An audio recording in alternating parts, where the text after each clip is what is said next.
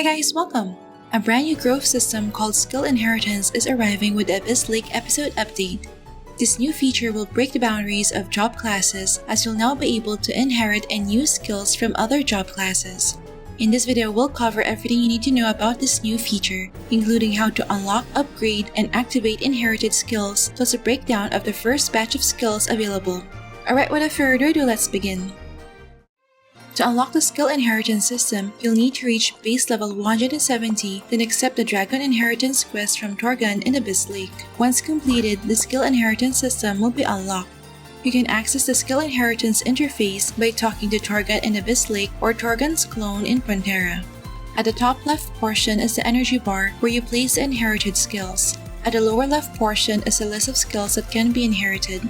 At the right portion is where you can upgrade the inherited skills. Each skill takes up a specific number of energy slots.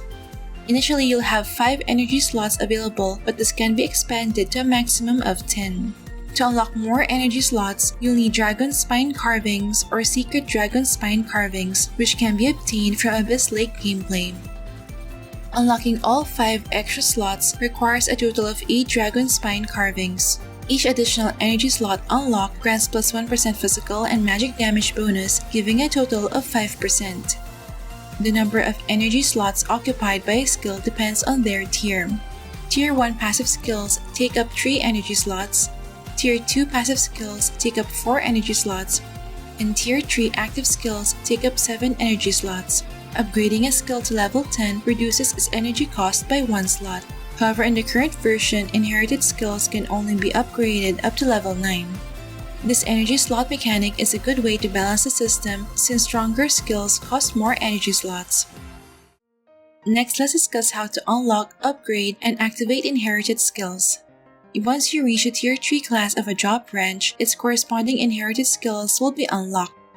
To equip and upgrade these skills, you'll need the corresponding job's Dragon Bone Rubbings or Secret Dragon Bone Rubbings. For example, to use Knight's Aura Blade passive skill, you'll need Dragon Bone Rubbings Knight. These materials can be obtained through participating in the various Abyss Lake gameplay activities. Here's a breakdown of the cost to upgrade each inherited skill to level 9. You'll need a total of 158 Dragon Bone Rubbings for Tier 1 skills, 230 Dragon Bone Rubbings for Tier 2 skills, and 520 Dragon Bone Rubbings for Tier 3 skills. To activate a skill, just drag it into the energy bar. Passive skills take effect immediately, while active skills appear in the Adventure Skill tab and must be placed on your manual or auto skill bar. In the current version, you can equip 1 active plus 1 passive, or 3 passives, but when level 10 becomes available, more skill combos will open up. The only restriction is that you cannot use inherited skills from the same job branch. For example, if your current job is Rune Master, you cannot activate the Knight's Aura Blade passive skill. However, hero classes can inherit any adventurer job skill. So Thanatos or Calixburg, despite being from the Rune Knight branch, can still activate Aura Blade.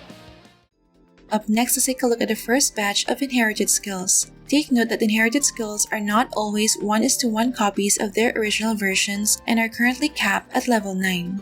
For the Tier 1 passive skills, there are 13 options available.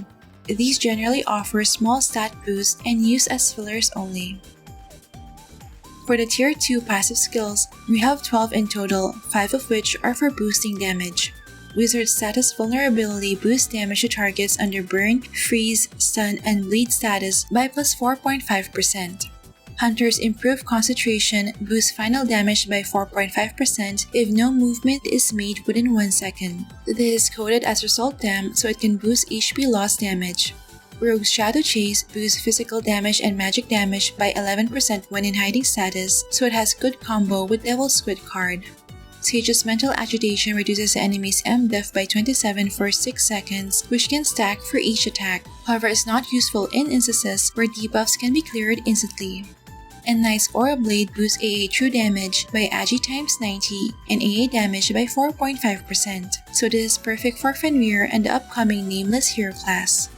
Next, we have 7 Tier 2 passive skills for utility and support classes. Doram's Oceanic Power increases healing bonus, physical damage reduct, and magic damage reduct by 4.5%, so it's a good general passive for utility and support classes.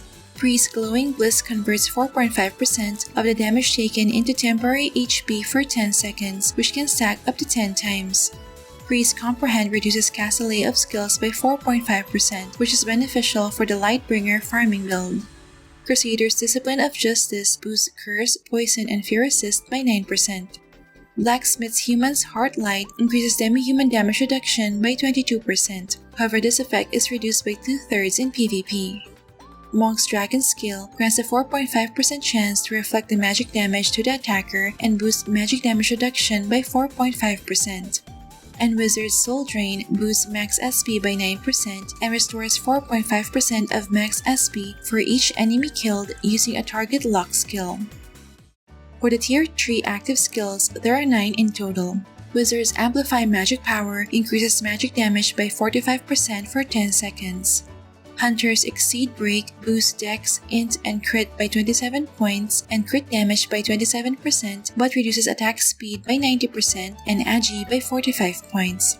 Priest Duple Light summons 2 Holy Light Beams when auto-attacking that deal holy physical damage based on both physical attack and magic attack, thus is a good additional source of damage for auto-attack classes.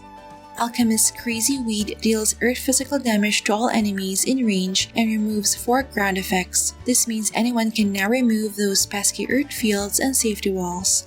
Bard and Dancer's Song of Return allows you to resurrect a teammate, restoring 45% of their HP and SP. This will be very useful for any support class that doesn't have a reliable revival skill, such as Nidhogg and Lu Maoxing. Loram's Rumble heals all teammates within 5 meters and removes an abnormal status. Crusader's Defending Aura reduces range physical damage taken by 45% for 10 seconds, which is effective against Elenia and Fenrir. However, it also reduces your movement speed by 65% and attack speed by 27%. Siege's Magic Rod boosts Magic Flee by 18% for 30 seconds, which is good against most magic DPS.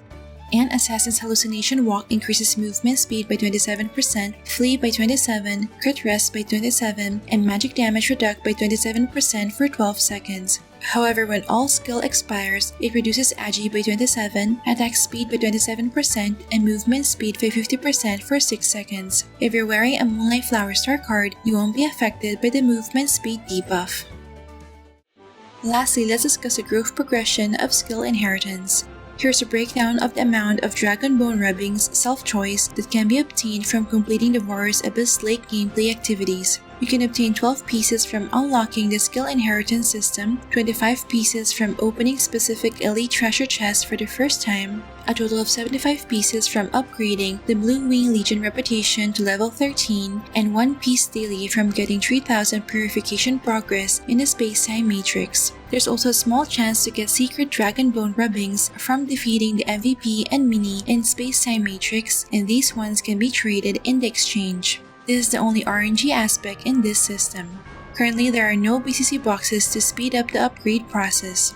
Hence, it's a must to do the daily grind in Spacetime Matrix, which only grants 1 upgrade material per day.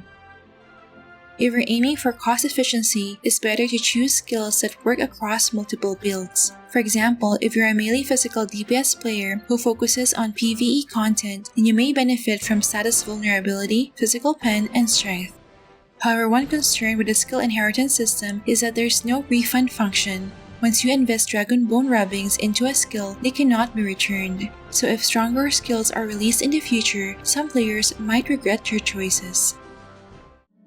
And there you have it, as a complete overview of the skill inheritance system coming to Ragnarok and Eternal Love. Overall, I think it's a good step toward more flexibility and class balance without forcing players to spend BCC. However, most of the current skills only provide stat boost and the progressions seem to be at a slow pace. Hopefully the next batch will offer more active game-changing abilities and they add more ways to gain skill upgrade materials. What skill combos do you think will shape the meta? Let me know your thoughts in the comment section below.